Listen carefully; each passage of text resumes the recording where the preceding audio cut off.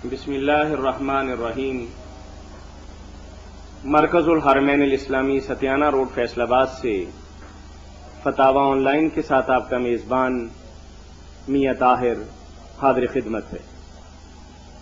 یہ پروگرام روزانہ آپ کی خدمت میں عصر تا مغرب پیش کیا جاتا ہے، مختلف کیبل نیٹ ورک پر دکھایا جاتا ہے، اور اس پروگرام کی ریکارڈڈ سی ڈی مرکز الحرمین الاسلامی سے دستیاب ہے۔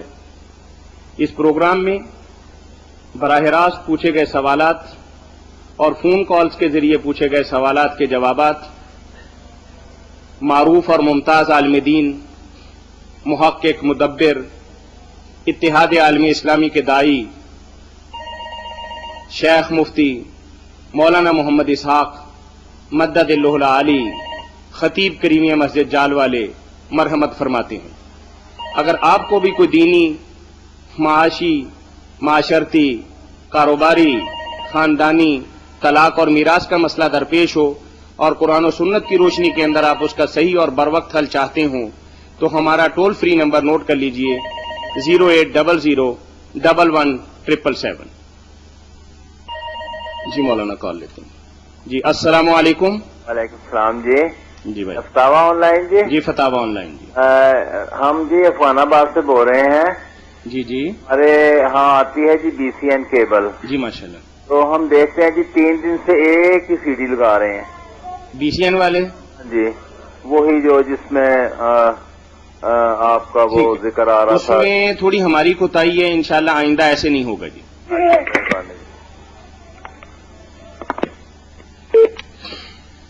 جی مولانا ایک سوال ہمیں موصول ہوا ہے کہ کچھ دکاندار باؤ تاؤ کرتے وقت عموماً یہ جملہ ادا کرتے ہیں کہ اتنے میں تو ہماری خرید بھی نہیں ہے، اور یہ جملہ گاہک پر اعتبار جمانے کے لیے کہا جاتا ہے، جبکہ حقیقت اس کے برعکس ہے۔ آیا یہ جملہ جھوٹ کے اندر شمار ہوگا یا دکانداری جملہ کہہ کر اسے پہلو تہی کی جا سکتی؟ رسول کریم علیہ الصلوۃ والسلام نے حدیث پاک میں ارشاد فرمایا کہ التاجر الصدوق الامین مع النبیین والصدیقین، سچا اور دیانتدار تاجر جو ہے نا یہ نبیوں اور صدیقوں کے ساتھ ہوگا۔ اس لیے اسلام میں جس تجارت کو پسند کیا گیا اور اس کو اللہ کا فضل تلاش کرنے سے تعبیر کیا گیا، اس میں ضروری ہے کہ آدمی سچائی سے کام لے، جھوٹ نہ بولے۔ اب جب آپ کہہ رہے ہیں کہ وہ صرف گاہک کا اعتماد جمانے کے لیے کرتا ورنہ ہے ہوتی بات غلط ہے، تو اس نے جائز کیا ہونا صریح حرام ہے، اس سے اجتناب ہی کرنا چاہیے۔ ایسی چیزیں نا کہ وہ صاحب کہیں بھئی یہ قیمت ہے آپ کو پسند ہے لیں، ایسے ہونا چاہیے۔ یہ جو ہے نا غلط کہ ہمیں اس میں نہیں پڑتی، اس سے تو ساری برکت جاتی رہتی ہے اور وہ سودا جو ہے نا حرام ہی ہو جاتا۔ جی سچ سے کام لینا چاہیے، جی دیانتداری سے۔ جزاکم اللہ۔ مولانا بعض اوقات شادی بیاہ کے موقع پر کسی مجبوری کے تحت یا بلا وجہ کھانے پینے کے حوالے سے بھائی نے سوال بھیجا ہے کہ آیا کھڑے ہو کر کھانا پینا جائز ہے؟ کھڑا ہو کر کھانے پینے میں شرن کوئی قباحت نہیں ہے۔ ذرا توجہ سے بات سننے، فتنہ نہ بنایا کریں۔ رسول کریم علیہ السلام کے صحابہ بیان کرتے ہیں کہ ہم نبی کریم صلی اللہ علیہ وسلم کے زمانہ میں کھاتے تھے اور پیتے تھے، کھڑے اور چلتے پھرتے۔ اور یہ بھی حضرت عبداللہ بن عمرو العاص کہتے ہیں کہ ہم نے رسول اللہ کو دیکھا کھڑے ہو کر پانی پیتے بھی اور بیٹھ کر پانی پیتے۔ حضرت علی رضی اللہ تعالیٰ نے صحیح بخاری میں آتا کہ پانی منگوایا اور مسجد میں کھڑے ہو کر پیا اور کہا میں نے صرف اس لیے پیا کہ مجھے پتا چلا کہ کچھ لوگ کھڑے ہو کر پانی پینے کو اچھا نہیں سمجھتے، حالانکہ جیسا میں نے کیا ایسے میں نے رسول کریم علیہ السلام کو بھی کرتے دیکھا۔ اور موطا میں امام مالک نے حضرت عمر، حضرت عثمان، حضرت عائشہ، سعد بن ابی بکر بہت سے صحابہ سے نقل کیا کہ کھڑے ہو کر پانی پیتے تھے۔ اور اس کی شرح میں جو موطا امام محمد ہے اس میں امام محمد فرماتے ہیں کہ یہی مسلک ہمارے استاد ابو حنیفہ کا تھا اور ہمارا تھا، کھڑے ہو کر پانی پینے میں کوئی حل نہیں۔ اور جو کھانا اس کے لیے تو فتح الباری میں ابن حجر رحمۃ اللہ علیہ اور امام شوکانی نے الاوطار میں لکھتے ہیں کہ ہم نے کوئی عالم ایسا نہیں دیکھا 1400 سال میں جو کھانا کھڑے ہو کر کھانے کو ناجائز کہے۔ لا علم فی جواز الاکل خلاف، کوئی نہیں ملا جو اس کو ناجائز کہے۔ اب صرف ایک حدیث کی بات رہ گئی کہ ایک حدیث پاک میں آتا ہے کہ آپ نے کھڑے ہو کر پانی پینے سے منع کیا، اور ایک میں یہ اضافہ بھی آتا ہے کہ اگر غلطی سے پی لے تو وہ کہہ کرے. یہ کہہ والی تو ٹھیک نہیں، بے شک صحیح مسلم میں اس کا راوی تو ضعیف ہے. جو ہے نا کھڑے ہو کر پانی پینے سے منع کیا. اب منع کئی طرح کے ہوتے ہیں. ایک منع ہوتا ہے حرام کے لیے کہ بالکل ناجائز. ایک منع جو ہوتا ہے نا نہیں ارشادی ہوتی ہے کہ بہتر یہ ہے کہ بیٹھ کر پیو، ورنہ کھڑے ہو کر پی لو پھر بھی کوئی عرض نہیں. علماء نے سب چیزوں کو دیکھنے کا بعد یہی نتیجہ نکالا کہ کھڑے ہو کر پینا پسندیدہ نہیں ہے، بہتر ہے کہ بیٹھ کر پی، ورنہ اگر پیے ناجائز ہے. جی السلام علیکم. مولانا صاحب سے میں فقیر بول رہا ہوں بٹالہ کالونی سے. جی بھائی فرمائیے.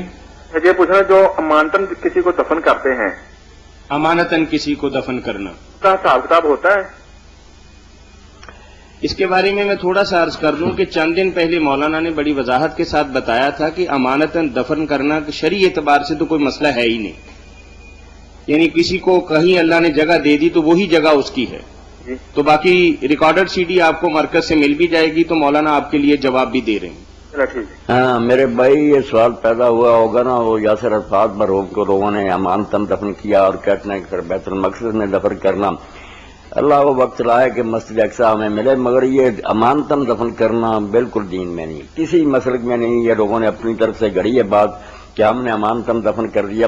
علماء صاف تصریح کرتے ہیں کہ سوائے کسی قانونی مجبوری کے کہ وہ قبر اکھاڑنی پڑے اور پوسٹ مارٹم کرنا پڑے، ورنہ جب ایک مرتبہ مٹی پڑ گئی نا پھر اس کو نہیں نکالنا چاہیے. اس لیے صحیح بات یہی ہے، حساب کتاب تو نہ بھی دفن کریں آپ تو اسی وقت شروع ہو جائے گا.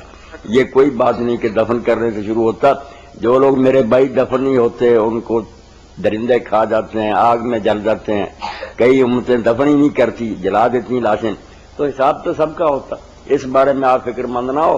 وہ تو یہاں سے گیا اور اگلی دنیا میں جاتے ہی کاغذات چیک ہونے شروع ہو جاتے ہیں. باقی امانتاً دفن کرنا بالکل ناجائز ہے. کسی کو حق نہیں کہ پھر میت کو خواہ مخواہ اکھاڑے، کوئی مجبوری ہو تو رج بات. جی بھائی بات واضح ہو گئی آپ کے لیے. جی تو یاسر عرفات کے حوالے سے مولانا تھوڑا سا میں آپ کو اپڈیٹ کر رہا ہوں کہ وہ فوت تو 4-5 دن پہلے ہو گئے تھے، لیکن بدقسمتی سے چونکہ اس کا معاملہ طے نہیں اسرائیل کے ساتھ ہو پا رہا تھا کہ اس کو دفنانا کہاں ہے. اگر اس کا جنازہ رام اللہ کے اندر ادا کیا جاتا تو بے شمار دنیا کے حکمران جن کے اسرائیل کے ساتھ تعلقات نہیں ہیں تو اس کی نماز جنازہ کے اندر شرکت نہ کر سکے. تو پھر درمیان کے اندر یہ بات نکالی کہ چونکہ قاہرہ کے اندر پیدا ہوئے تھے تو وہاں جنازہ پڑھائیں گے اور بعد میں جا کے وہاں دفنائیں گے. وہ 5 دن تک جو خبریں آ رہی تھی نا کہ فوت ہو گئے یا ابھی نہیں فوت ہوئے، در حقیقت وہ فوت ہو گئے تھے، لیکن حکومتوں کے درمیان معاملات حل ہو رہے تھے. اللہ اس بنا پر یہ تاخیر ہوئی ہے، ورنہ تو 5 دن پہلے وہ فوت ہو گئے.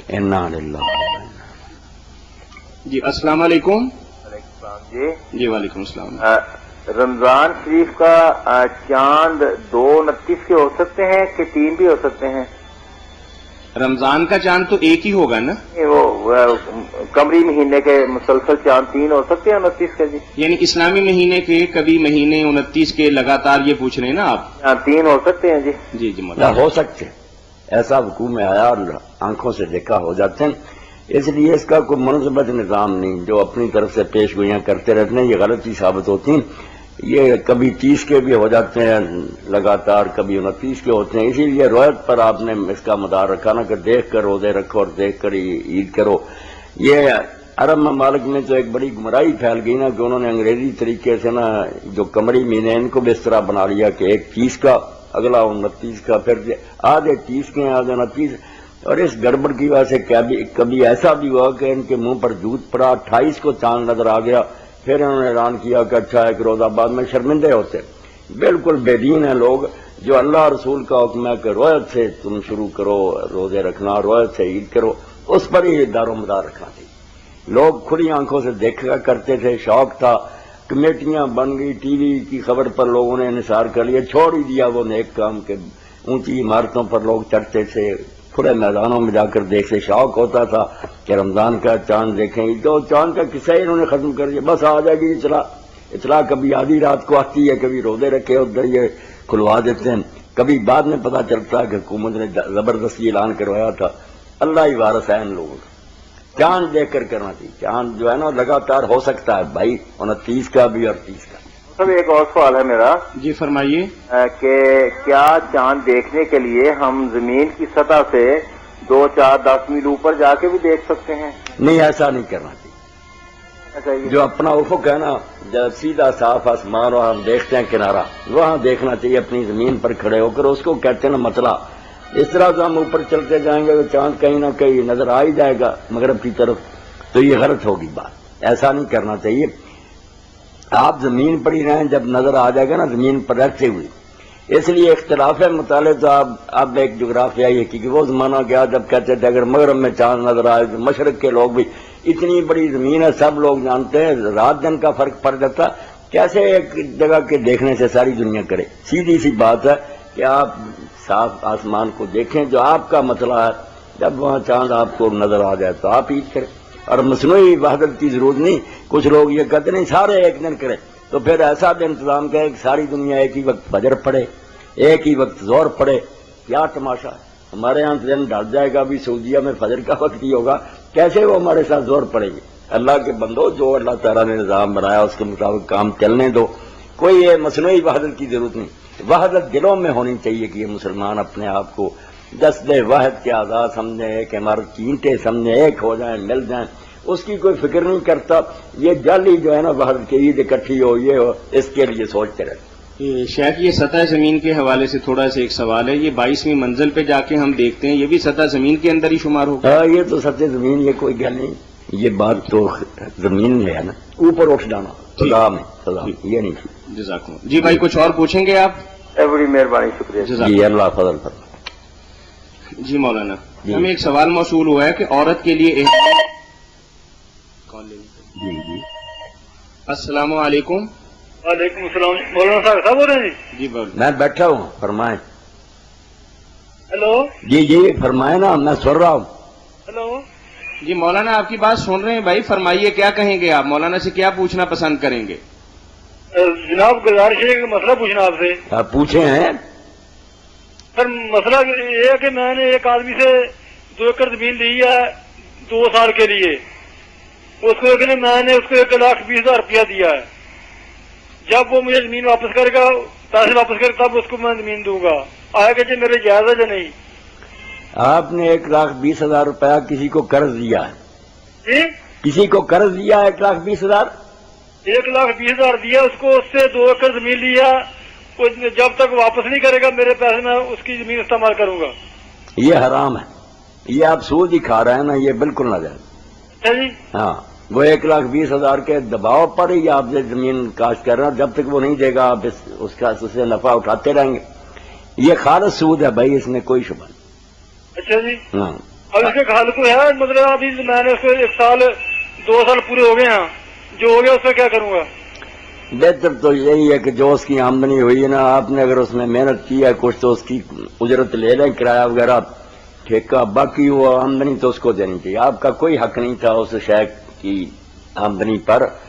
آپ ناجائز ہی کھاتے رہے. کوئی اس سے صلح کریں، حل کریں، منائیں اس کو. جی بھائی اس کو میں تھوڑے پیسے واپس کر دوں، پیسے جو میں نے کمائے ہیں. نہیں، کمائے کی کوئی بات نہیں. اس طرح تو سارے لوگ کمائے کے کہتے ہیں. بات یہ ہے کہ قرض دے کر اس کی وجہ سے کسی شے سے نفع اٹھانا، آپ اس کے مکان میں رہتے رہیں بغیر کرائے کے، زمین اس کی کاشت کرتے رہیں، بے شک یہ تو ساری آپ کھاتے رہیں. اگر بٹائی پر بھی ہو یا آپ اس کا ٹھیکہ بھی دیتے ہیں، مگر یہ شرط ہو کہ جب تک پیسے نہیں تو دے گا میں نہیں زمین چھوڑوں گا، یہ بھی حرام ہوگا. یہ سود سے نفع، آپ اس قرض سے نفع اٹھا رہے ہیں. جی جی بھائی بات واضح ہو گئی. جی یا کچھ اور پوچھیں گے آپ؟ جی پوچھنا چاہتا ابھی جو میں نے 2 سال کھائے ہیں، اس کا کیا حل ہو سکتا ہے؟ وہ مولانا نے فرمایا ہے نا کہ آپ کا جو اصل رقم اس پہ خرچ آئی ہے، کسی اخراجات کیے ہیں، زمین ہموار کروائی ہے یا کاشتکاری کروائی ہے یا کوئی اور کام کروایا ہے، وہ تو پیسے آپ رکھ لیں. باقی اگر اس میں سے جو نفع حاصل ہوا ہے وہ اصل مالک کو شکریہ کے ساتھ لوٹا دیں اور اللہ سے استغفار کریں. استغفار کے بہت بڑا گناہ ہے یہ سود معمولی. جو آپ کے لیے جائز نہیں ہے مولانا نے جو فرمایا. نہیں جائز نہیں. جی جی ٹھیک بھائی بات واضح ہو گئی. اب بالکل. ہو گئی. جزاکم اللہ. اللہ جزاکم. جی عورت کے لیے احرام میں کس طرح کا کپڑا ہونا چاہیے؟ شرعی اعتبار سے تھوڑی وضاحت فرما دیں. کہ بعض لوگ کہتے ہیں کہ عورتوں کے لیے بھی احرام کے لیے ایک بڑی سی قمیض، اوپر سفید دوپٹہ، اس طرح کا کوئی لباس طے کرتے ہیں. تو اس بہن نے اسی حوالے سے پوچھا ہے کہ کیا میں عام کپڑوں کے اندر عمرہ اور حج ادا کر سکتی ہوں یا میرے لیے مخصوص کپڑے مردوں کی طرح پہننے پڑیں گے؟ عورتوں کے لیے کوئی لباس مخصوص نہیں ہے احرام کا، وہ عام لباس جس میں رہتی ہیں وہی ان کا لباس ہے. احرام میں بھی صرف یہ پابندی ہے کہ وہ نقاب نہیں اوڑھ سکتی، جو مستقل برقع ہے نا وہ یہ نہیں پہن سکتی فیشنی جو ہے. اگر وہ چہرہ ڈھانپنا چاہتی ہیں تو یہ ہو سکتا ہے کہ اگر کوئی غیر محرم آدمی پاس سے گزر رہا تو اپنے سر پر جو دوپٹہ یا چادر اس کو منہ کے آگے لٹکا لیں. بے شک وہ منہ سے ٹچ بھی کرے کوئی بات نہیں. کچھ یہ کرتے ہیں کہ آگے پنکھی وغیرہ باندھتے ہیں، یہ لکڑی پڑے رہے کوئی بات نہیں. چہرے سے مس بھی کرے چھوئے پھر بھی خیر ہے، مگر عام حالات میں چہرہ کھلا رہنا چاہیے. اور دستانے نہیں پہن سکتی، پاؤں میں موزے جرابیں پہن سکتی ہیں، باقی سارا شلوار قمیص وغیرہ وہی دوپٹہ وہی لباس ہے. خوشبو نہیں ہونی لگی اس لباس کو لگی ہونی چاہیے، اس سے بچنا چاہیے. جی مولانا، کل میراث کے حوالے سے کچھ بات ہوئی تھی، تو آج ایک بہن نے ہمیں سوال بھیجا ہے کہ کل آپ نے عورتوں کی میراث کی بات کی تھی. ہمارے ملک کی بے شمار عورتوں کو تو اپنے حق کے میراث کا شرعی طور پر علم بھی نہیں ہے، جبکہ علماء کرام صرف فضائل، صدقات اور خیرات پر ہی زور دیتے رہتے ہیں. وہ مردوں عورتوں کو اس حوالے سے کوئی آگاہی بھی نہیں دیتے. تو اس سلسلے میں آپ کیا کردار ادا کر سکتے ہیں؟ علماء کی بھی یہ بہت بڑی کوتاہی ہے کہ وہ اور مسائل بیان کرتے ہیں. یہ وراثت جو اتنا بڑا حق ہے جو کسی کو نہ دیا جائے تو پھر جس نے وہ غصب کر لیا، دبا لیا، ساری عمر وہ حرام ہی کھائے گا. اس کا بیان تو ہونا چاہیے. اور بہنوں کا، بیٹیوں کا اللہ نے آدھا حصہ مقرر کیا کہ بھائی اور جو ہے سمجھے اس کے ان کا دگنا ہے، اور جو عورتیں ہیں بہن ہے یا بیٹی ہے اس کا آدھا ہے. تو یہ حق ان کو دیا جانا چاہیے اور وہ بھی مطالبہ کر کے لے سکتی ہیں. اس پر اگر کوئی ناراض ہوتا تو کم وقت خود ہی مجرم میں کیوں ناراض ہوتا؟ بیٹے بھی تو لیتے ہیں، بیٹیوں کا اللہ نے مقرر کیا ان کو کیوں نہ دیا جائے. السلام علیکم. وعلیکم السلام ورحمۃ اللہ. مولانا صاحب جی میں بیٹھا ہوں. جی بیٹھے ہیں مولانا. اچھا جی، مسئلہ ایک دریافت کر رہے جی پوچھے نا. مسئلہ یہ ابھی ایک بندے نے پیسے لے سی پیسے لے تے پیسے انہیں کوئی دین کا وعدہ کیا بھی 1000 روپیہ میں دوں گا، لیکن اس تو بعد انہوں تھوڑے دیتے انہیں، لیکن انہوں پھر کہا بھی توں یار چل کسی مدرسے چ دے جا، تو ہولی ہولی چلو تیرے ولوں ساڈے ولوں مطلب کہ وہ زکات فنڈ چلے جان گے. جی جی. یا کسی غریب آدمی نو تو اپنے دے جا، کیونکہ وہ رقم ایسی سی بھی 1000 روپیہ کر کے دینا سی تو لمبا کم سی. چلو اس طرح مک جائے تو وہ کہنا جی ٹھیک ہے. کیا یہ ادا ہو گئی؟ مطلب کہ آپ نے اس سے کہہ دیا کہ ہمیں دینے کی بجائے یہ مسکینوں اور غریبوں کو دیتے ہیں. اپنی جگہ پہ کسی خاص بندے کو ماہانہ وظیفہ مقرر کر دیا کہ آپ اس کو 1000 روپے دے دیں یا فلاں ادارے کو 1000 روپے دے دیں ہماری طرف سے. اچھا جی، اگر وہ خود یہ کہے کہ میں زیادہ مستحق ہوں،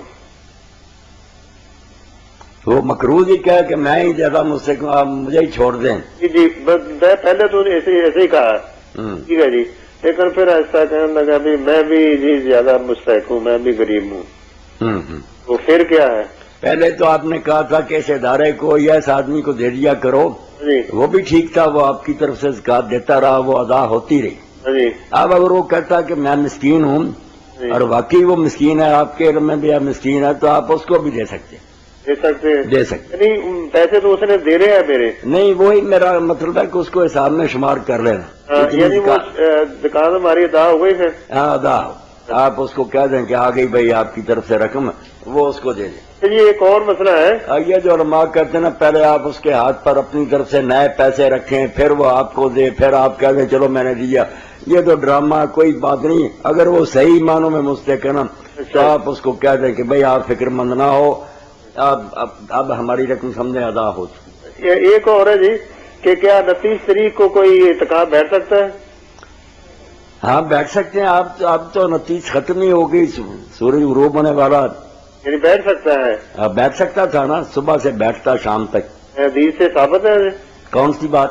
یہ ایک دن کا اعتکاف. اعتکاف جو نفلی یا شوقیہ کرنا چاہتا ہے وہ 1 دن 2 دن 3 دن جتنے بھی چاہے بیٹھ جائے بھائی، دین میں اجازت سال کے اندر بھی بیٹھ سکتا ہے، رمضان شریف بھی نہیں، صرف جب بھی جی چاہے آپ بیٹھ سکتے ہیں۔ اچھا اچھا، بہت مہربانی ہے، اللہ خیر کرے، مہربانی کرے۔ جی مولانا ایک سوال ہے،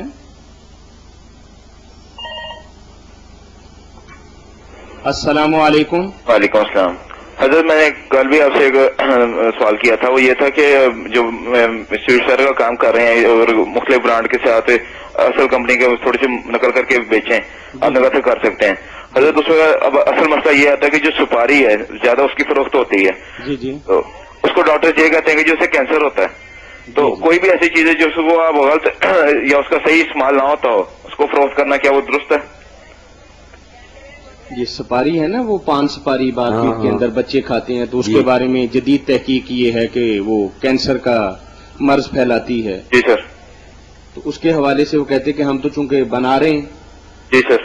تو ہم اس بیماری کے اندر مطلب تعاون کر رہے ہیں کہ یہ بیماری ملک کے اندر پھیلے، تو کیا ہمارا یہ پروڈکٹ تیار کرنا شرعی اعتبار سے گناہ تو نہیں؟ میرے بھائی بہت اچھی بات آپ نے سوچی، اگر آپ کے علم میں آ گیا کہ یہ کینسر پیدا کرتی ہے تو پھر آپ اس کو بنائیں اور لوگوں کے ہاتھ فروخت کریں، تو پھر تو اس کا مطلب یہ ہے کہ آپ خلق خدا کو بیمار کر رہے ہیں، کینسر کے سارے مریضوں کا گناہ آپ کو ہی ہو رہا، پھر تو بالکل فوراً اس سے توبہ کریں اور اس کاروبار کو چھوڑیں اور کوئی اور ذریعہ آواز تلاش کریں۔ آپ کے جب علم میں آ گیا کہ یہ زہر ہے لوگوں کو کھلا رہا ہے، تو جیسے زہر کے بارے میں کوئی پوچھنے کی ضرورت نہیں کہ وہ تو بیچنا حرام ہی، یہ زہر ہی ہو گیا۔ کینسر اگر ہوتا واقعی تحقیق سے یہ ثابت ہو گیا تو اس سے کلی اجتناب تھی، بالکل اس کو ہاتھ نہیں لگانا تھا، اللہ پناہ دے۔ اگر یہ ثابت ہو گئی بات کی سفاری میں یہ چیز ہے تو اس سے تو بالکل حرام کی طرح بچنا چاہیے۔ جی حضرت جی بات یہ ہے کہ دراصل میرے جو دو ہمسائے ہیں دائیں طرف اور بائیں طرف، ان دونوں کا کام ہے یہ سویٹس کا، ان دونوں نے اتنی زیادہ کی بھی اپنی لوکیشن کی ہماری دکان نظر نہیں آتی، ہمیں آج تک یہ کام کیا نہیں تھا، لیکن مجبوری اب یہ بن رہی ہے کہ جس طرح یہ تنگ کر رہے ہیں نا، ہم یہ سو رہے ہیں کہ یہ کام کر لیا جائے، تو اس وجہ سے یہ آپ سے پوچھا تھا۔ نہیں، کوئی کرے نہ کرے، آپ کو جب پتا چل گیا کہ یہ بات غلط ہے تو آپ نہ کریں، انشاءاللہ حلال ذریعہ سے اللہ تعالیٰ ساری کمی پوری کر دے گا۔ مہربانی، السلام علیکم۔ وعلیکم السلام ورحمۃ اللہ۔ ایک بہن نے ہمیں سوال بھیجا کہ کچھ عرصہ قبل میری شادی ہوئی، جبکہ میں کالج میں زیر تعلیم ہوں۔ چند روز قبل اتفاق سے میرے میاں ایک حادثہ میں انتقال کر گئے۔ انا للہ۔ عدت بھی ہے، کالج جانا بھی ضروری ہے، اور کالج جانے کے لیے تھوڑا بہت صاف ستھرا ہونا بھی ضروری ہے، شرعی اعتبار سے میری رہنمائی فرمائیں۔ اللہ تعالیٰ اس صدمے میں آپ کو صبر جمیل عطا فرمائے، مرحوم کو اللہ تعالیٰ جنت الفردوس میں جگہ دے۔ عدت کے بارے میں یہ پریشان نہ ہو کہ آپ نے کالج جانا ہوتا پڑھنے کے لیے، آپ جائیں، کوئی بات نہیں، کالج جائیں۔ جو لوگ جس طرح ملازمتیں کر رہے ہیں وہ عورتیں بھی جا سکتی ہیں، سودا صرف لانے کے لیے بھی جا سکتی ہیں، علاج مال کے لیے بھی گھر سے نکل سکتی ہیں۔ عدت کا یہ معنی کوئی نہیں کہ وہ گھروں میں قید ہیں، جا سکتی ہیں، مگر رات وہیں بسر کریں، رات اسی مکان میں گزاریں جہاں ان کو اطلاع ملی۔ دن کے وقت اگر کہیں جانا پڑے تو جائیں۔ باقی جو بننے سمر کرنے کی بات، ایک تو بننا سمرنا وہ ہے جو آزاد عورتوں کا ہوتا ہے کہ ہر طرح کا میک اپ اور خوشبوئیں اور زیورات، وہ تو اس صورت میں منع ہے۔ مہندی لگانا، زیورات پہننا، بڑکیلا لباس، خوشبوئیں، یہ ساری چیزیں عورت کے لیے ان دنوں میں منع کر دی رسول کریم سے۔ باقی سادہ نہا لینا، اپنے آپ کو صاف ستھرا رکھنا، صابن کے ساتھ ہی بے شک ہو، یہ کوئی ناجائز نہیں۔ تو آپ نہا دھو کر بے شک کالج جائیں، تعلیم کا سلسلہ جاری رکھیں، اللہ آپ کو کامیاب کرے، صبر جمیل عطا فرمائے۔ جو لوگ سمجھتے ہیں نا گھر سے باہر ہی نہیں نکل سکتی اور یہ کہیں نہیں، کوئی بات نہیں، گھر میں رہنا چاہیے رات کو آ کر اس کو۔ جزاک اللہ۔ اسی کے ساتھ ہی ایک اور بہن نے ہمیں سوال بھیجا ہے کہ میرا شوہر شکی مزاج ہے، بات بات پر بگڑتا ہے، تانے دیتا ہے، حتیٰ کہ مار پیٹ تک نوبت آ جاتی ہے۔ ان حالات میں جبکہ میرے چھوٹے چھوٹے بچے ہیں، میں کہاں جاؤں؟ میری رہنمائی فرمائیے۔ کال لے لیں۔ جی السلام علیکم۔ السلام علیکم سر۔ جی وعلیکم السلام۔ جی سہیل بات کر رہا ہوں، کیا حال ہے؟ جی فرمائیے۔ اچھا سر، مجھے یہ پوچھنا تھا مولانا سے کہ اگر سعودیہ میں عید ہو جاتی ہے تو ضروری ہے کہ ہمارے یہاں پہ اگلے دن عید ہو؟ نہیں، یہ سہر بھائی کئی مرتبہ ایسا واقعتاً ہوا کہ وہاں سعودیہ میں عید ہو گئی، 2 دن کا فرق ہی پڑ گیا، ہمارے ہاں 2 دن بعد عید ہوئی، ایسی کوئی بات نہیں، ہم وہاں کی روایت کے پابند نہیں ہیں۔ یہاں دیکھیں گے کہ چاند کب نظر آتا ہے، اس کے مطابق ہی ہوگا۔ اگر آج نظر آ جائے گا تو کل عید ہوگی، ورنہ پرسوں انشاءاللہ ہوگی۔ سعودیہ کی طرف نہیں دیکھنا چاہیے۔ عام طور پہ مولانا یہ ہمارے لوگوں کو نا یہ ایک معاملہ ہے کہ جی جب وہاں پہ عید ہوگی تو یہ انڈرسٹوڈ کر لیتے ہیں کہ جی عید ہو گئی.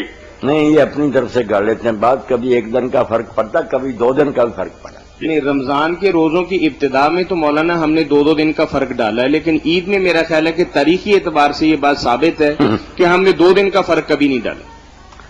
اور عید میں تو بعض اوقات ایسا بھی ہوا کہ ہمارے اور ان کے ہاں ایک ہی دن عید ہوئی. ہاں، ایسا بھی کر لیتے ہیں، لیکن 2 دن کا فرق عید میں ہم نے نہیں ڈالا. یہ تو لوگ پھر بے صبرے ہوتے ہیں نا کہ جلدی سے روزے گلے سے اترے. یہ نہیں ہونا چاہیے. حوصلے سے کام لیں.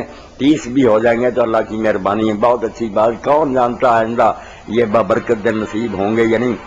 مولانا دوسری بات یہ تھی کہ جب ہم چاند دیکھتے ہیں تو کتنے مطلب کتنی گواہیاں جو ہیں وہ کم از کم کافی ہیں کہ جی اتنے بندوں نے چاند دیکھ لیا تو وہ وہاں پہ مہینہ چینج ہو گیا. اصل بات تو سوال یہ ہے کہ اگر مسئلہ صاف ہونا، بادل نہ ہو، پھر تو ایک بہت بڑی تعداد کا دیکھنا جو ہے ضروری ہے. پھر ایک آدھا آدمی کہنا مجھے نظر آ گیا تو اس نے کوئی دور بھی نگاہ رکھی ہے تیز، سارے لوگ دیکھ رہے ہیں، سب کی نگاہ ٹھیک ہے. ہاں، اگر گرد و غبار اور صورت میں تھوڑے لوگوں کو بھی نظر آیا تو 2 معتبر آدمی کم از کم جو ہے نا یہ عید الفطر کے لیے ان کی گواہی ضروری ہے. رمضان کے لیے 1 گواہی کافی ہے روزہ شروع کرنے کے لیے، مگر عید کرنے کے لیے نا 2 معتبر آدمی جو ان کی شہادت ہونی چاہیے. مسئلہ صاف ہو تو پھر تو بہت بڑی تعداد کا دیکھنا ضروری ہے. مولانا ایک بات جو اس سے زیادہ شاید ضروری تھی کہ میں نے صبح ٹی وی پہ سنا ہے کہ جی جو عید کے اجتماعات ہو رہے ہیں وہ اوپن سپیس میں نہیں ہوں گے. اب آپ نے جو اعلان کیا ہے نماز عید کے لیے وہ اوپن سپیس میں کیا ہے تو اس لیے ہمارے کوئی کمپلیکیشن نہیں پیدا ہونے کا چانس. بس وہ شوکت صاحب اور سارے جو ہے نا کونسلر وہ کر رہے ہیں. بات تو مسجد میں ہوئی تھی، سب نے کہا نہیں ہم کھلی جگہ عید پڑھیں گے. میں نے تو بات بتا دی تھی کہ انتظامیہ کے لوگ یہ کہتے ہیں تو انہوں نے کہا نہیں ہم وہیں کھلے میدان میں پڑھیں. تو پتہ چل جائے گا کیا بات ہوتی. بہت شکریہ مولانا. جی جزاکم اللہ.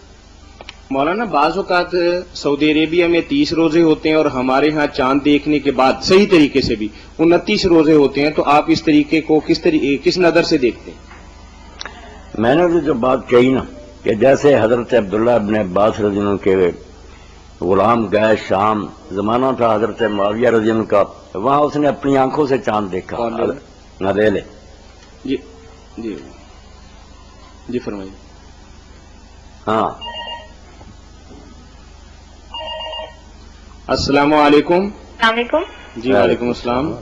ایک سوال پوچھنا ہے. جی فرمائیے. زوال کے ٹائم کا مجھے پوچھنا ہے کہ وہ دن کے 12 بجے ہوتا ہے یا رات کے 12 بجے، اور اگر یہ دونوں ٹائم ہی ہوتا ہے تو کتنی دیر تک ہمیں کچھ بھی نہیں پڑھنا چاہیے؟ کیونکہ میں نے سنا ہے کہ اس ٹائم پہ بالکل باز نہیں کرنی چاہیے، تھوڑی دیر رک جانا چاہیے.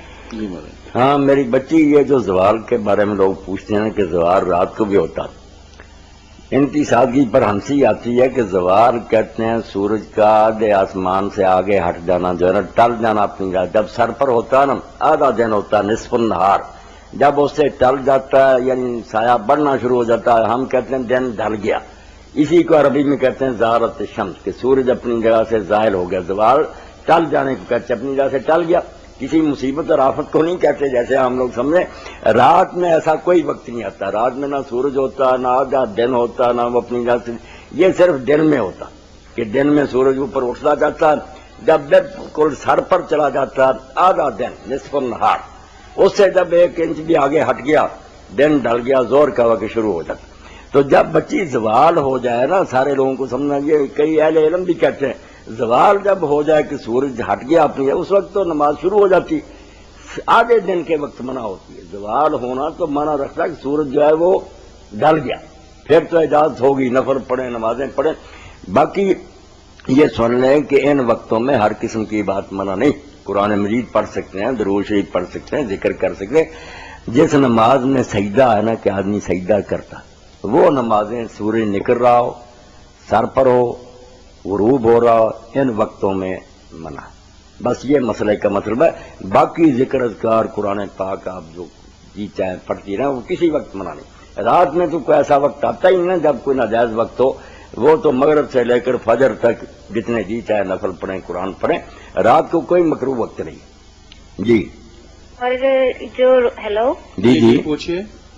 روزہ جو ہوتا ہے جب کھلتا ہے اگر غلطی سے تھوڑی دیر پہلے کھول لیں تو اس کا کوئی وہ کل میں نے بیان کیا تفصیل سے، اس کا حوالہ بھی پڑھ کر سنایا کہ غلطی سے کھل جائے نا تو کوئی بات نہیں، روزہ ٹھیک ہے، مگر اگر غلطی سے کھل گیا پھر بھی پتہ چل گیا کہ ابھی 1-2 منٹ رہتے ہیں تو کھانے پینے سے اسی وقت رک جانا چاہیے، پھر جو غلطی سے کھایا پیا گیا اس کی کوئی بات نہیں، معافی، مگر احتیاط ضرور ہونی چاہیے، جلدی نہ کرے، آدمی اچھی طرح تسلی کرے کہ سورج غروب ہو گیا، ایسی جلدی نہیں ہونی چاہیے کہ روزہ سارے دن کا رکھا بے صبری سے اس کو تو ختم کرے. جی جی کچھ اور پوچھیں گی آپ؟ اسی طرح جو روزہ رکھتے ہیں جب بند کرتے ہیں تب بھی کوئی ہے ٹائمنگ کا؟ اس کا بھی یہی حال ہے کہ اگر اس نے سمجھا کہ ابھی رات باقی ہے تو تھوڑا بہت کھا لیا، مگر بعد میں پتا چلا کہ فجر تو ہو چکی تھی، اس کو بھی معافی ہے، مگر اب ٹائم ٹیبل بنے ہوئے ہر شخص دیکھ سکتا، اس لیے دیکھ کر ہی ساری مساجد ہے نا تو ہر ایک میں اپنا اپنا ٹائم ہوتا ہے، تو اس لیے میں پوچھنا چاہتی ہوں. نہیں، میری بچی جو ہے نا ٹائم یہ اوقات جو بنے وہ سب کے ایک ہی ہیں، بعد میں کوئی احتیاط کرتا رہتا، سورج غروب آپ دیکھیں گے سب ایک ہی وقت لکھیں گے، بعد میں کہتے ہیں 5 منٹ اور اس میں ڈال لو، وہ ان کی اپنی مرضی، وقت سب نے ایک ہی لکھا، سحری کا بھی اور افطاری کا بھی، اس میں اپنی طرف سے احتیاطیں کرتے رہتے نا، یہ تو من گھڑت بات ہے، جب وقت ہو گیا شروع کریں. جی کچھ اور پوچھیں گی آپ؟ شکریہ. جی بالکل. جی جی آپ 30 اور 29 روزوں کے حوالے سے فرما رہے تھے. ہاں میں نے کہا نا. السلام علیکم. السلام علیکم سر سہیل ہی بات کر رہا ہوں. جی فرمائیے. جو درمیان میں مائنس ہو گئی کہ چاند دیکھنے کا جو ٹائم جو ہے ہاں وہ کس انٹرول میں ہے، یعنی اس کا دورانیہ کیا ہے؟ کہ مطلب کہاں سے کہاں تک ہم چاند جو ہے نا وہ دیکھ سکتے ہیں؟ چاند آئے گا ہی پہلے آدھے پون گھنٹے میں نظر، بعد میں تو دیکھنا بھی چاہیں تو نظر نہیں آئے گا. مطلب وہی پوچھ رہا ہوں نا کہ کمر جو منیمم ٹائم ہے جہاں سے ہم آغاز کرتے ہیں کہ جی اس ٹائم سے ہم شروع کریں. بس ہر شام ہوتے ہی جب سورج غروب ہوگا تھوڑی دیر تک تو روشنی رہتی ہے نا، مغرب پھر سرخی سی، اس کے بعد پھر صاف ہو جاتا آسمان، یہی 40-45 منٹ میں نظر آ جائے گا اگر آنا ہوگا، اس کے بعد تو وہ غروب ہو جاتا نا. جی جی جی 29 کا جو یعنی مغرب کی نماز کے آدھا گھنٹہ بعد تک زیادہ سے زیادہ کیسے فوراً دیکھنے کی کوشش کریں گی. ٹھیک، بہت شکریہ. تو یہ چاند کی بات ہو رہی تھی کہ شام گیا وہ حضرت ابن عباس کا غلام تو وہاں سے آیا تو ابن عباس نے پوچھا کہ تم نے کس دن چاند دیکھا تھا؟ اس نے کہا اس دن دیکھا تھا. حضرت معاویہ میں نے بھی دیکھا، ہم نے فلاں دن سے روزے شروع کیے. آپ نے فرمایا ہم نے اس کے بعد دن شروع کیے. تو کہنے لگا تم اعتبار نہیں ہم پر کرتے؟ تو ابن عباس نے کہا نہیں، اللہ کے رسول نے ہمیں کوئی حکم نہیں دیا کہ ہم شام کے دیکھنے کو مانتے پھریں، ہم نے جس دن دیکھا تھا روزے شروع کیے، یا 29 کو چاند نظر آئے گا یا 30 روزے پورے کریں. تو یہ سیدھا سادہ قانون تھا، اس پر دنیا رہتی نا، ٹی وی بند کر دیے جاتے کہ لوگ اپنے علاقے میں دیکھیں، جس دن دیکھیں شروع کریں، بس آرام رہتا. یہ کئی عیدیں جو نا بدقسمتی سے نہ ہوتی. مولانا تھوڑا سا جی آپ کا جواب نا مزید وضاحت طلب ہے. میں نے یہ عرض کیا کہ بعض اوقات کسی ملک کے اندر 30 روزے ہوتے ہیں اور کسی ملک کے اندر 29 ہوتے ہیں، یعنی وہ تو اپنے اپنے حساب سے روزہ شروع کریں گے اور عید پڑھیں گے، یہ تو بات تو طے ہوگی نا آپ کی بات سے.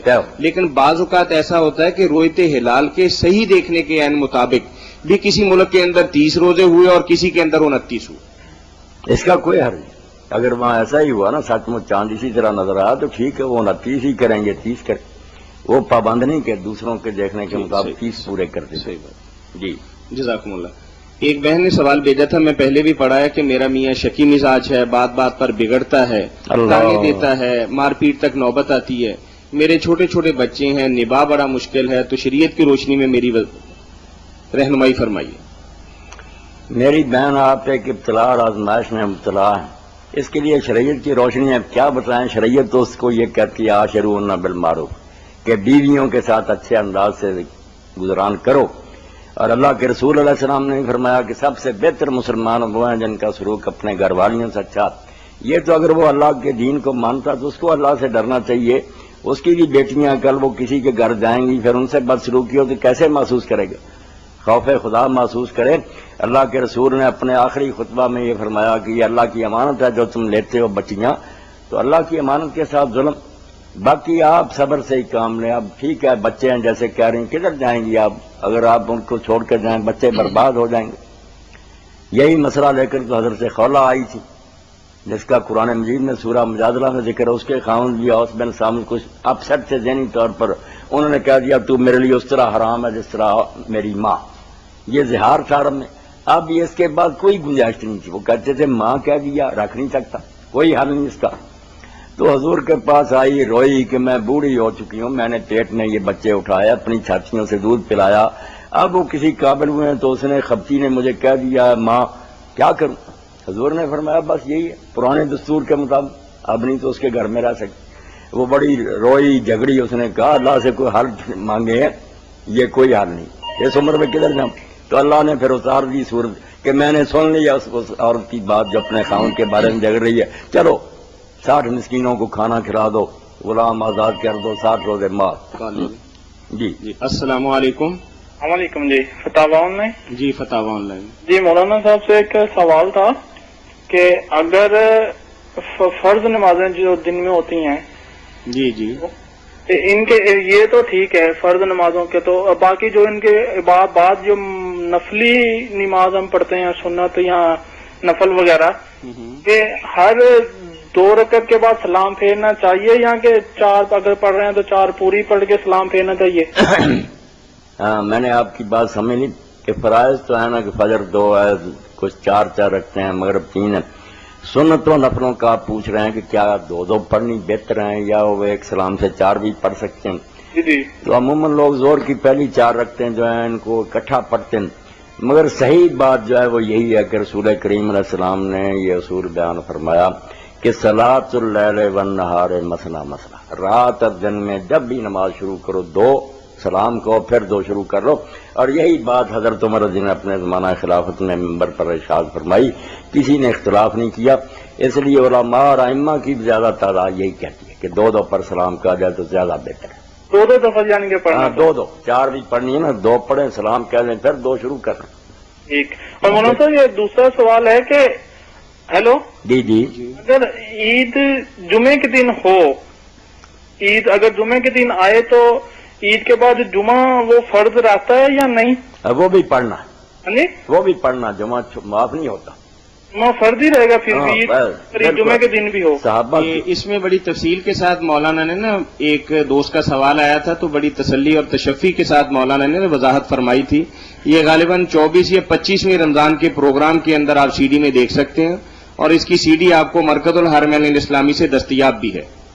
حضور صلی اللہ علیہ وسلم نے کبھی نہیں چھوڑا جمعے کو، آتے رہے اس طرح دونوں اکٹھے، بلکہ حدیث پاک میں حضرت نعمان بن بشیر کہتے ہیں کہ عید میں بھی آپ نے وہی 2 صورتیں پڑھی، جی حالت کا جو سب اسم ربک الاعلی اور حالت کا حدیث الغاشیہ، پھر عید بھی اسی دن تھی، اور جمعے میں بھی یہی پڑھی، چھوڑا نہیں کبھی۔ نہیں چھوڑنا نہیں، یعنی کہ یہ فرض رہتا ہے یا فرض نہیں رہتا؟ فرض رہتا ہے، صرف جو دیہات کے لوگ ہیں جو مدینہ میں باہر سے آتے 10-12 میل سے اوالی کے، ان کو حضرت عثمان رضی اللہ رسول اللہ نے اجازت دے دی تھی کہ تم اگر آنا چاہو آ جاؤ، نہیں آنا چاہو تو نہ آؤ، ورنہ شہر کے لوگوں کو کہا تھا کہ ہم جمعہ پڑھیں گے، اور پڑھا، اور کسی نے بھی نہیں چھوڑا، نہ کسی خلیفہ نے نہ حضور نے، پڑھنا بالکل۔ السلام علیکم۔ وعلیکم السلام ورحمۃ۔ ایک صاحب لکھتے ہیں جی کہ میں ایک MBBS ڈاکٹر ہوں، میری عمر 30 سال سے متجاوز ہے، میرے والدین میری مزید تعلیم تک میری شادی کو مؤخر کرنا چاہتے ہیں، شرعی طور پر اب مجھے کیا کرنا چاہیے؟ آیا میرے والدین کا یہ عمل کتاب و سنت کے عین مطابق ہے؟ ڈاکٹر صاحب اگر تو آپ نکاح کی خواہش محسوس کرتے ہیں۔ جی السلام علیکم۔ وعلیکم السلام حضرت، یہ پوچھنا تھا کہ رمضان المبارک کے بعد بھی آپ کا جاری رہے گا پروگرام کے نہیں؟ آپ سے پوچھیں۔ طاہر صاحب بیٹھے ہیں، یہی طے کریں گے کچھ فیصلہ اس بارے میں، یہی ہو رہا ہے انشاءاللہ نا، ایک دن ہفتے میں تو اتوار کا دن وہ ہم اس کے لیے رکھیں گے انشاءاللہ، تو سارے سوال آپ لوگ سوچ رکھا کریں، اتوار کے دن یہ مجلس ہوا کریں انشاءاللہ، پورا ہفتہ تو نہیں جاری رہ سکتا۔ جی جی جی اچھا حضرت، یہ پوچھنا تھا تصوف جو ہے یہ کب شروع ہوا، یہ پیری مریدی وغیرہ، اس حوالے سے کچھ بتانا چاہیں گے آپ؟ نہیں، یہ بات جو ہے نا اس مختصر وقت میں لوگ اتنے منتظر کال پر کال آ رہی ہے، تو آپ ملاقات کریں، مسجد میں آئیں، نماز بھی پڑھیں۔ آپ بات کہاں سے کر رہے ہیں؟ جی جی ہیلو، آپ کہاں سے بات کر رہے ہیں؟ گلبہار کالونی سے۔ تو آ جائیں آج افطاری ہمارے ساتھ کریں تو پھر افطاری کے بعد مولانا مل بھی جائیں گے. میں ذرا رک جاؤں گا, پھر بیٹھیں گے تو بات ہوگی نا. یہ تو لمبی چوڑی بات ہوتی ہے نا, مختصر بات سے کام خراب ہی ہوتا. ہاں جی انشاءاللہ. آئے السلام علیکم. جی وعلیکم السلام ورحمۃ اللہ. جی وہ ڈاکٹر صاحب, لیکن مولانا وہ اس میں انہوں نے اس حوالے سے پوچھا ہے کہ ذاتی طور پر تو وہ شادی شاید ہم سے زیادہ بہتر طریقے سے کر سکتے ہیں کہ جس طرح کے ماحول کے اندر وہ ہیں, لیکن وہ چاہتے ہیں کہ ان کی شادی ان کے والدین کریں. نہیں, اس سے تو ظاہر صاحب یہ ظاہر نہیں ہوتا, شاید یہی ان کا مقصد. نہیں, ان کا فون کال پہ یہی تھا کہ میں تو شادی جو ہے نا وہ ٹالتے ہیں کہ ابھی نہیں کرنی. انہوں نے تو مؤخر کا کہا نا, جی یہ نہیں کہا کسی اور جا کرنا چاہتے ہیں. تو مؤخر کرنا تو مناسب نہیں. اگر جوان ہیں اور محسوس کرتے ہیں کہ مجھے یہ خواہش ہے تو جلدی کرنی چاہیے, کیونکہ سب سے بڑی بات جو دین میں مطلوب ہے نا, توحید کے بعد وہ عفت اور پاک دامنی. اگر یہ داغ لگ جائے نا کہ آدمی زنا میں مبتلا ہو جائے, سارا دین گیا. ہاں, اس سے بچنے کے لیے تو ہر کام کرنا چاہیے. والدین کو بھی صاف کہہ دیا جائے کہ میری شادی کرو تو اس میں جھجک نہیں ہونی چاہیے, اور اگر اس میں تاخیر کرتے ہیں تو بہت مجرم ہے. بچے بچی سے کوئی گناہ ہوگا, کون پھر وہ سار اٹھائے گا. انہوں نے فون پر تھوڑی سی ایک بات بھی کہی تھی کہ میں نے اپنے دوستوں سے کوئی دبے دبے لفظوں میں یہ بات کہلوائی بھی ہے, تب بھی میرے والدین متوجہ نہیں ہوئے, اور میں بھی 2-4 دفعہ کوئی تھوڑا بہت غصہ دکھا چکا ہوں, تو تب بھی بات نہیں بنی. تو اب اس کا حل کیا ہے؟ حل یہی ہے کہ اگر وہ والدین جو ہے نا وہ دبی بات نہیں سمجھتے تو صاف کہہ دیں, اور اگر پھر بھی نہ توجہ کریں تو اپنی شادی کر لیں. بس والدین کا یہ کوئی حق نہیں, نہ ان کی یہ خدمت ہے کوئی. وہ اپنے آپ کو بچائے, برباد نہ ہونے دیں. جی جزاکم اللہ. تو ایک بھائی نے ہمیں سوال بھیجا ہے کہ نماز میں سورتوں کی موجودہ ترتیب جس طریقے سے ہم پڑھتے ہیں کہ پہلے بقرہ ہے, پھر آل عمران ہے, پھر نساء ہے, اس ترتیب کو ملحوظ خاطر رکھنا چاہیے نماز کے دوران, یا اس کی تقدیم و تاخیر بھی کی جا سکتی؟ کوئی ترتیب کا لحاظ رکھے تو اس کی مرضی, ورنہ دین میں کوئی حکم نہیں کہ وہ سورت جو ہے نا اس طرح پڑھے کہ پہلی پڑھی تو اس کے بعد والی پڑھے. نہیں, بعد والی پڑھ کر پہلے کی طرف بھی آ سکتا. امام بخاری رحمۃ اللہ نے حضرت انس ابن قیس کا واقعہ نقل کیا کہ انہوں نے نماز فجر پڑھی تو پہلی میں سورہ نحل پڑھی اور دوسری میں سورہ یونس پڑھی. یونس 5-6 صورتیں پہلے. تو دین میں کوئی یہ پابندی نہیں, نہ اللہ اور اس کے رسول نے یہ بات کہی ہے. اس لیے جہاں سے جی چاہے پڑھے. ہر رکعت کا جو پڑھنا نہ ہو رہا ہے, بھول جاتے ہیں لوگ کہاں سے پہلا پڑھا دیں. کوئی سوچنے کی ضرورت نہیں کہ پہلے کہاں سے ایک سورت چھوڑ کر پڑھے, پہلے پڑھے. کچھ نہیں, یہ اپنی طرف سے بنائی باتیں تنگ کرنے کی. جی ویسے کسی امام کا یہ امام تو کہتے ہیں ابو حنیفہ رحمۃ اللہ علیہ کے ترتیب کا لحاظ رکھے. اگر سورت چھوڑنی بھی ہے تو پھر ایسی سورت چھوڑے جس کی آیتیں 6 سے زیادہ ہوں, کیونکہ وہ کہتے ہیں نا کم از کم ایک رکعت میں 3 آیتیں تو پڑھنی چاہیے. اگر وہ سورت 6 آیتوں والی ہے تو 2 ہی بن گئی نہ, رکھتے پھر 3. اس سے چھوٹی سورت جو ہے نا یہ نہ درمیان میں چھوڑے. یہ خیال ہے ان کا, مگر اس کی کوئی بنیاد نہیں. جزاکم اللہ. چھوڑ سکتے. ایک بھائی نے ہمیں فون کیا ہے کہ فرض نماز کے بعد مسنون اذکار کیا ہیں, سنت کی روشنی میں وضاحت فرما دیں. سنت کے مطابق تو اذکار یہ سب سے پہلے تو آپ 3 مرتبہ استغفر اللہ کہیں, پھر اللہم انت السلام و منک السلام تبارک یا ذا الجلال والاکرام. اتنی دعا. اس میں بہت سارے الفاظ لوگوں نے بڑھا لیے ہیں. نہیں, آیت الکرسی پڑھیں, تینوں صورتیں جو ہیں قل اعوذ باللہ, قل اعوذ برب الفلق, ناس, یہ پڑھیں. 33 مرتبہ سبحان اللہ, پھر 33 مرتبہ الحمدللہ, 34 مرتبہ اللہ اکبر پڑھیں. اور بھی بہت سے کلمات اور دعائیں, وہ اب تو کتابیں بن گئی اذکار مسنونہ وغیرہ, وہ آپ لے لیں با حوالہ زیر زبر لگی ہوئی, ترجمے بھی ساتھ ہیں. سنت کی پیروی میں ہی برکت ہے. آپ کا طریقہ جو ہے نا وہی ہمارے لیے بہترین طریقہ. جزاکم اللہ. فتاوی آن لائن یہ پروگرام آپ کی رہنمائی کے لیے پیش کیا جاتا ہے. روزانہ عصر تا مغرب یہ پروگرام ہوتا ہے, مختلف کیبل نیٹ ورک پر دکھایا جاتا ہے, اور اس پروگرام کی ریکارڈڈ CD تیار کی جاتی ہے. اگر مولانا کے دیے ہوئے کسی جواب سے آپ مطمئن نہ ہوں اور اس حوالے سے آپ کسی مزید ملاقات کے خواہاں ہوں, کوئی دلیل دیکھنا چاہتے ہوں, تو یاد رکھیے کہ مولانا کی مسجد کریمیہ کے اندر ہر جمعۃ المبارک کے روز ایک علمی مجلس مذاکرہ کا انعقاد ہوتا ہے. جمعۃ المبارک کی ادائیگی وہاں کیجیے, خطبہ سنیے, مولانا کی مجلس کے اندر شرکت کیجیے اور مولانا سے اپنی وضاحت طلب کیجیے. مولانا آپ کو دلیل بھی دیں گے, وضاحت بھی پیش کریں گے, اور آپ کی انشاءاللہ تسلی اور تشفی کے لیے جو بھی مواد درکار ہوگا وہ پیش کریں گے. اگر آپ کو بھی کوئی دینی, معاشی, معاشرتی, کاروباری, خاندانی مسئلہ درپیش ہو تو ہمارا ٹول فری نمبر نوٹ کر لیجئے 080011177. جی السلام علیکم. السلام علیکم. وعلیکم السلام ورحمۃ اللہ. جی فرمائیے. جی مولانا صاحب بیٹھے ہیں ابھی؟ جی بیٹھے ہیں ماشاء اللہ. جی وہ اس دفعہ میں نے سوال نہیں کرنا تھا. میں اصل میں آپ کے پروگرام میں بہت دفعہ کال کر چکی ہوں, تو ان کی تعریف میں کچھ کہنا چاہتی تھی کہ شاید آج آخری دن ہو. تو ایک تو عید مبارک بہت زیادہ, اور انہوں نے ہمیں بہت اچھے طریقے سے گائیڈ کیا ہے. اس سارے منتھ میں ہمارے بہت ساری پرابلمس جو تھی ہماری حل ہو گئی ہیں. تو اللہ تعالیٰ ان کو صحت عطا فرمائے, ان کی زندگی میں برکت دے. اور جزاکم اللہ خیر. اللہ تعالیٰ آپ کو بھی جزائے خیر آپ دے. کے آپ نیک کی جذبات پہنچ گئے ہم تک. ہماری طرف سے بھی آپ کو, آپ کے اہل خانہ کو بھی, سب اور اہل سب سننے اسلام کو والوں کو مبارک. عید مبارک. جی تھینک یو سو مچ. جزاکم اللہ.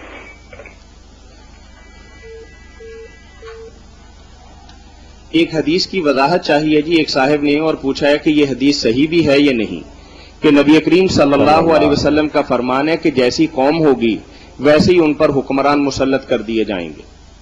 اس کی وضاحت فرماتے ہیں. یہ روایت عوام کے زبان زیادہ ہے, عام طور پر لوگ بیان کرتے رہتے ہیں, اور کئی علماء حضرات بھی بیان کرتے رہتے ہیں کہ حکمرانوں کو کچھ نہ کہو. حضور نے جب فرما دیا کہ جیسے تم ہوگے ویسے ہی حکمران ہوں گے, تو یہ معلوم ہوتا کہ حکمرانوں نے گھڑی ہے تاکہ لوگوں کو خاموش کرایا جائے.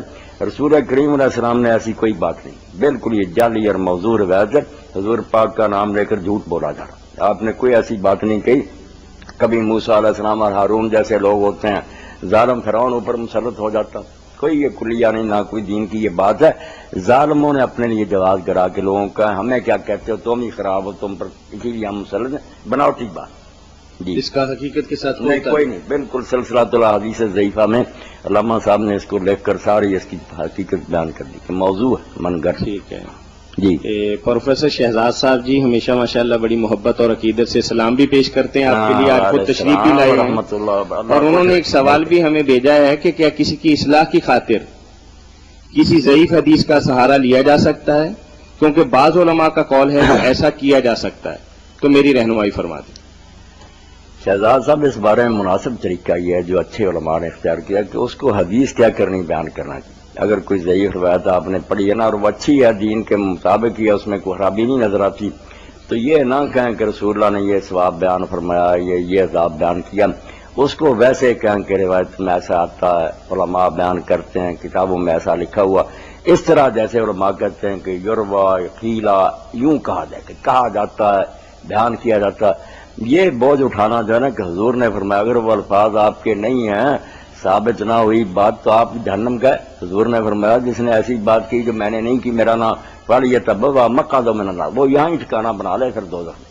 ہاں, بہت بڑے بڑے صحابہ جو سال بار حدیث نہیں بیان کی. حضرت زبیر رضی اللہ جو اشرا مبشرہ میں سے ہیں, رسول اللہ کے پھپھی زاد ہیں, سال نہیں حدیث بیان کی. تو بیٹوں نے کہا آپ سے زیادہ حضور کا قریبی کون تھا؟ پھپھی کے بیٹے ہیں. کہا میں بیان سب کچھ آپ کا بتایا وہ کرتا ہوں, مگر یہ نہیں کہتا کہ حضور نے فرمایا. جب سے یہ حدیث سنی کہ جس نے کوئی بات کہی جو میں نے نہیں کہی, دوزخ میں ٹھکانا. لفظوں میں کمی بیشی ہو جاتی ہے, اس لیے میں ذمہ داری نہیں لیتا, بس کہہ دیتا ہوں مسئلہ ٹھیک ہوتا, آپ مانیں پوری تسلی سے. تو احتیاط تو یہ تھی. اب یہ ہے کہ ہر آدمی جو رسالہ پڑھتا, کسی اخبار میں کوئی آرٹیکل چھپا, بیان کرتے جیسے حدیث میں آیا, حدیث نہ کہیں. اگر کوئی اچھی بات بھی آپ کسی کو کہنا, مقولے بھی تو لوگوں کے ہیں نا, بڑے بڑے دانائی کے قول کے. بعض اوقات مقصد حدیث سے کسی بڑے بندے کا قول بھی ہوتا ہے, جو آپ اصطلاحی طور پر حدیث کی بات بتا رہے ہیں کہ جو اللہ کے نبی صلی اللہ علیہ وسلم کی طرف منسوب کی جائے.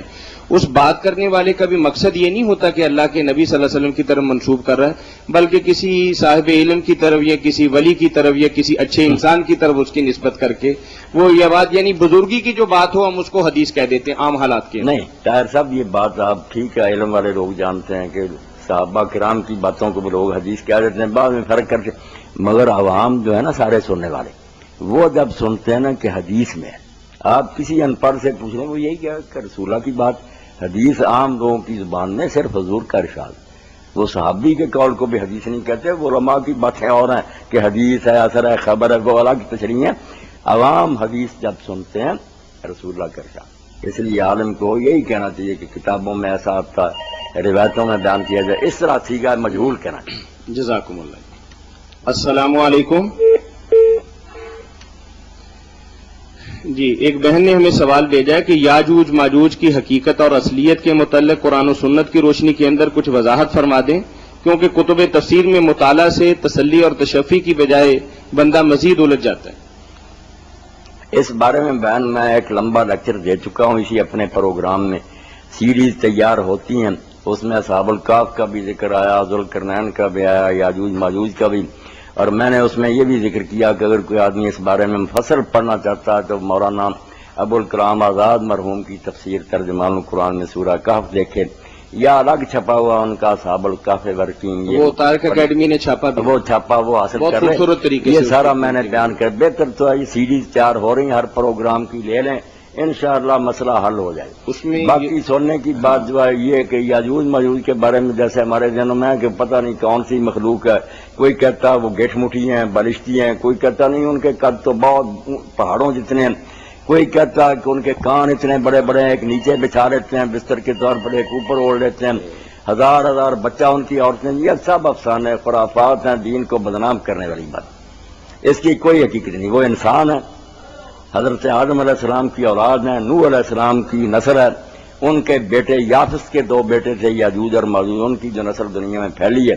اور یہ سارا وسط ایشیا جو ہے سمرقند، بخارا، رشیا وغیرہ یہ سارے وہی ہیں. یہ کوئی ایسی مخلوق نہیں ہے جو جناتی ہے. یافس کے اولاد ہیں، یاجوج ماجوج کے بیٹوں کی نسل. اور جب بھی زمین میں خرابی پیدا ہوئی یہاں سے لوگ نکلے، دنیا میں پھیل جاتے ہیں. جرمنی تک بھی گئے، ہمارے یہاں بھی آریہ آئے. جب زیادہ تعداد ہو جاتی ہے دنیا پر یورش کرتے ہیں، حملے کرتے ہیں، بربادی کرتے ہیں. تاتاری بھی نہیں میں سے تھے، اور قیامت سے پہلے بھی یہی اٹھیں گے. خروج کا معنی یہ نہیں کہ وہ بند ہیں کہیں، خروج کہتے ہیں سرکشی کو، بغاوت کو. اٹھیں گے، فتنہ دنیا برپا کریں جیسے اٹھا ہی تھا فتنہ 70 سال پہلے. یہ سوشلزم کا، کمیونزم کا، وہ بھی ایک مصیبت تھی پوری، ابھی بھی ختم نہیں ہوا. تو آخر میں جا کر تو بالکل یہ قیامت برپا کرتے ہیں. نسل یہی ہے. یہ چنگیز خان، ہلاکو یہ سب وہی ہے، بالکل نہیں کی اولاد ہے. یاجوج اور ماجوج نام ہیں 2 اشخاص کے جو یافس کے بیٹے تھے اور وہ نوح علیہ السلام کے بیٹے، یعنی نوح علیہ السلام کے پوتے ہیں یہ، ان کی اولاد. اور ان سے بچاؤ کے لیے لوگوں نے بیچاروں نے اپنی طرف دیواریں بنائی ہیں. یہ چین والوں نے بھی بنائی، ذوالقرنین نے بھی دربند میں بنائی، کہیں درہ داریال میں بھی بنی ہے ٹرکی کی طرف. لوگوں نے جان چھڑائی ہے سر، مگر اب تو دیواریں کام نہیں دیتی. بس وہ وقت آ گیا جو کہا تھا اللہ نے کہ جب وقت آئے گا گر جائیں گے. ذوالقرنین اب یہ کس جگہ پہ ہم کہہ سکتے ہیں؟ یہی ہے رشیا کا علاقہ جو ہے تو بالسک اور یہ ماسکو وغیرہ سارے یہی. نہیں، چائنا بھی اس میں آتا ہے یا چائنا نہیں اس میں آتا، چائنا نہیں؟ یہ سارا جو بس ایشیا میں یہی. جزاکم اللہ. جی. ایک بہت طویل سوال ہمیں موصول ہوا ہے کہ عام طور پر یہ خیال کیا جاتا ہے کہ مسلمانوں کے علاوہ تمام اہل کتاب بالخصوص نزول قرآن کے بعد جہنمی ہیں، مگر قرآن کریم کچھ لوگوں کے بارے میں کہ اچھے اعمال کرتے ہیں، نیک لوگ ہیں، اللہ تعالیٰ ان کی نیکی کی قدر کرتے ہیں. وہ پوری تفصیل آل عمران کی ایک آیت کی انہوں نے لکھی ہے. تو اس کی روشنی کے اندر وہ کہتے ہیں کہ ذرا وضاحت فرما دیں کہ اگر آج اہل کتاب اچھے اعمال کرتے ہیں، اللہ تعالیٰ کو اسی طریقے سے مانتے ہیں، تو پھر وہ مسلمانوں ہی کی طرح جنت کے حقدار ٹھہریں گے، یا نبی کریم صلی اللہ علیہ وسلم کی بعثت مبارکہ کے بعد ان کا کوئی اچھا عمل اس وقت تک قابل قبول نہیں ہے جب تک دائرہ اسلام کے اندر داخل نہ ہو جائیں؟ یہ بات تو دین کے بنیادی اصولوں میں سے ہے. اس کا انکار کرنے سے تو آدمی اسلام سے نکل جاتا ہے نا کہ حضور کی اطلاع ہو جانے کے بعد جو شخص آپ پر ایمان نہیں لایا وہ بالکل قطعی کافر اور جہنمی ہے، اس میں کوئی شک نہیں کیا جا سکتا. یہ کوئی ایسا مسئلہ نہیں جو معمولی ہے، دین کے اصول اور بنیادی مسائل سے.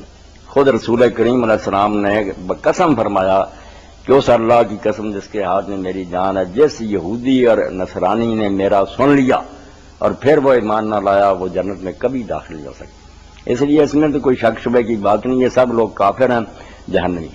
اب رہا معاملہ اس آیت کا، واقعی کئی لوگ پریشان ہوئے ہیں کہ سورہ آل عمران میں آتا ہے کہ اہل کتاب سب برابر نہیں ہیں. ان میں سے ایک گروہ ایسا ہے جو رات کو قیام کرتا ہے، اللہ کی کتاب پڑھتا ہے، ساری چیزیں نمازیں ادا کرتا ہے، اللہ ان کی محنت ضائع نہیں کرے گا. یہی میرے دوست نے لکھ کر بھیجی. اس بارے میں آپ ذہن میں یہ بات بٹھا دیں، بہت غور کی بات ہے، ورنہ قرآن سے ہی کافر ہو جائیں گے. وہی بتا دے گا کہ عیسائی بھی سچے ہیں. نا توبہ توبہ، قرآن تو بڑا پڑھا کہ نہیں. تو یہ اہل کتاب کون ہے جو نمازیں پڑھتے ہیں، جو مسلمان ہو چکے، مگر ان کو اہل کتاب سابقہ ہونے کی وجہ سے کہتے ہیں. جیسے ہم کہیں کہ جو مسلمان مرتد ہو جاتا، آپ فکرے کی ابتدا میں ہم نے اس کو مسلمان کہا، مگر آگے کہا کہ مرتد ہو جاتا. وہ سابقہ حالت ہے، پہلے اس کی حالت یہ تھی. اگر کوئی عیسائی مسلمان ہو جاتا، عیسائی بھی کہہ رہے ہیں مسلمان، پہلے کا کہتے ہیں. یہ وہ اہل کتاب ہیں جو پہلے تھے. اللہ نے جب ان کی مذمت کی نا کہ اہل کتاب ایسے ہیں یہ انبیاء کے قاتل ہیں، تو ساتھ ہی کہا کہ سارے ایسے نہیں، ایک گروہ ان میں سے ایسا نکلا ہے جو ایمان لایا رسول اللہ پر، وہ راتوں کو تہجد پڑھتے ہیں، اب ان کی حالت ہے، پہلے نہیں، اب وہ مسلمان ہو کر رہے ہیں۔ اور اس کے لیے سورہ آل عمران کی آخر میں آیت جو ہے نا اس کو سامنے رکھنا چاہیے، ورنہ اہل علم بھی گمراہ ہو گئے کہ نہیں یہود نصارہ میں بھی نیک ہے، کوئی نیک نہیں، ان میں وہی ہیں نمازی جو اہل کتاب تھے مگر اب ایمان لائے۔ اس کی دلیل کیا؟ وَإِنَّ مِنْ أَهْلِ الْكِتَابِ لَمَن يُؤْمِنُ بِاللَّهِ وَمَا أُنزِلَ إِلَيْكُمْ وَمَا أُنزِلَ إِلَيْهِمْ، اللہ نے کہا کہ اہل کتاب میں سے ایسے لوگ بھی ہیں جو اللہ پر ایمان رکھتے ہیں، اس تعلیم کو بھی مانتے ہیں جو مسلمانوں تمہاری طرف اتاری گئی ہے، اور اس کو بھی مانتے ہیں جو ان سے پہلے ان پر اتاری گئی تھی۔ یہ لوگ ہیں جن کو اللہ دے۔ یہ آل عمران کی آخر سے پہلی آیت یہ فیصلہ کرتی ہے کہ اب یہ لوگ اہل کتاب میں سے یومن باللہ، اللہ فرماتا ما انزل الیکم وما انزل، جو تم پر کتاب اتری اس کو بھی انہوں نے مان لیا۔ کہا اہل کتاب بھی کیونکہ ان میں سے آئے، کئی ہیں جن کو کہیں گے کہ ہم آئے امیین میں سے، ٹھیک ہے وہ پہلے بدوئی تھے اب وہ مسلم ہیں۔ تو یہ آج جو ہے نا اس کا تعلق ہے اہل کتاب میں سے جو اسلام لا چکے تھے، اب نمازیں پڑھتے تھے، تہجد پڑھتے، ان کے ساتھ کہ سارے اہل کتاب ایسے نہیں، کیونکہ فرض جرم تو قرآن میں اہل کتاب کی ایسی ہے جس سے نظر آتا کہ ان میں کوئی شریف آدمی، تو تھوڑے سے جو نکلے تھے اللہ نے کہا نہیں سارے برے نہیں، کچھ نہ کچھ اچھے بھی ہیں جو آ گئے اسلام میں، یہ اسلام میں آ گئے۔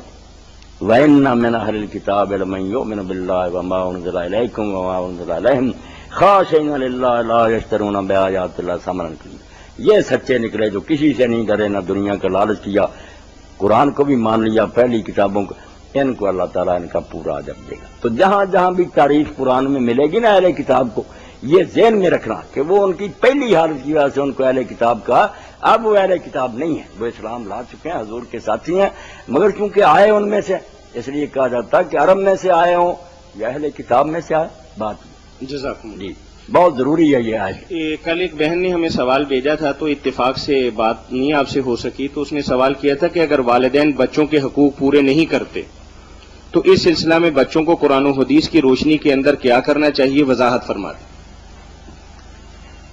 والدین اس بارے میں بہت قصوروار ہیں کہ وہ اپنے حقوق کا تو تذکرہ کرتے رہتے ہیں، اور علماء حضرات سے بھی تقریریں کراتے ہیں کہ والدین کے سامنے اوف نہ کرو، مگر بچوں کے بارے میں کوئی بات نہیں کرتا کہ یہ جو اللہ نے سپرد کی ہے تمہارے امانت، ان کا کوئی حق نہیں، نہ ان کی تعلیم و تربیت کا نظام، نہ ان کی رہائش کے لیے کوئی بندوبست، نہ شادی کا کرتے ہو، والدین کے حقوق ہیں سارے۔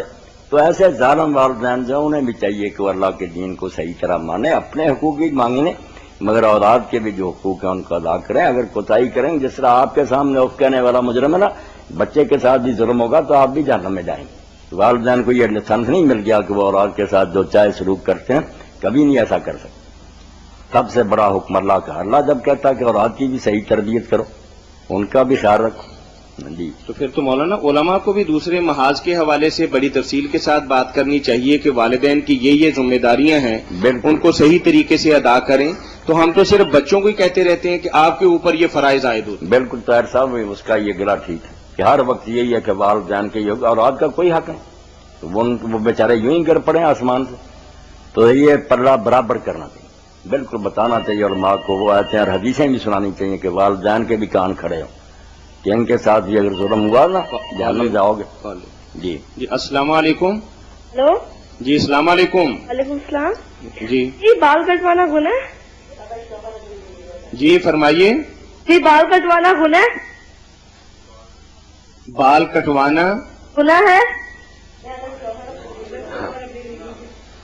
گناہ ہے، جی بال کٹوانا گناہ ہے۔ گناہ ہے؟ آپ نے کیا پوچھا ہے ہم سے؟ اگر شوہر اپنی بیوی کو اجازت دے دے تو؟ میری بہن سن لیں آپ، بال لوگوں کو دکھانا گناہ ہے، اچھا کٹے ہوئے ہوں یا پورے ہوں۔ کٹانا جو ہے یہ صحیح حدیث سے ثابت ہے کہ رسول کریم صلی اللہ علیہ وسلم کی اپنی ازواج مطہرات کانوں تک رکھ کر کٹواتی۔ کٹوا سکتے ہیں لیکن دکھانا گناہ ہے۔ ہاں دکھانا گناہ کہ بے کے سر کے سارے بار اگر نمائش کرتی پھرے ننگا سر وہ حرام۔ باقی اپنے گھر میں وہ کٹے ہوئے یہ کوئی بات نہیں، چونکہ پرانے لوگ آدمی ہیں نا کہ پورے